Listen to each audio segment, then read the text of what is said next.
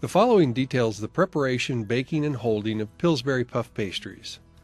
Puff pastry dough should always be kept frozen until used. To prepare the puff pastry dough for baking, remove it from the freezer and place the squares or sheets of dough on paper-lined sheet pans. Always cover the puff pastry dough as it thaws. If left uncovered, the dough will quickly dry out and crack, making it difficult to work with.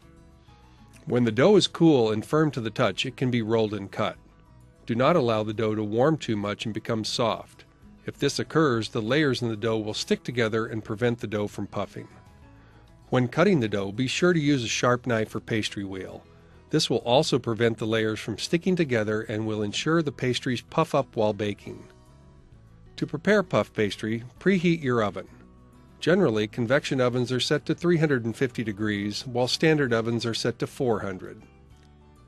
Turnovers can be easily made with puff pastry dough. Pinwheels can also be made with puff pastry dough. Use water to adhere sugar to the puff pastries. Do not use egg wash. Egg wash that comes in contact with the sides of the puff pastry will seal the edges and prevent the pastry from puffing. Egg wash will also burn by the time the puff pastry is completely baked. When the puff pastry is dry, flaky, and golden brown, you will have baked a quality puff pastry. Overbaking a puff pastry is preferable to underbaking one. Once baked, place the pastries on a rack to cool. Do not cover the puff pastries until completely cool. Cooled puff pastries can be finished with icing and held at room temperature for up to 3 days. Do not freeze baked puff pastries. Some key points to remember. Puff pastry dough must be covered at all times to prevent it from drying out and cracking. Dough should be cool and firm and cut using a sharp knife or pastry wheel. This will allow the layers of the dough to remain separate so that they may puff up during baking.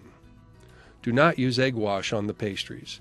This will prevent the dough from puffing and will burn by the time the pastry is completely baked. A quality puff pastry is dry, flaky, and golden brown. Overbaking is preferable to underbaking.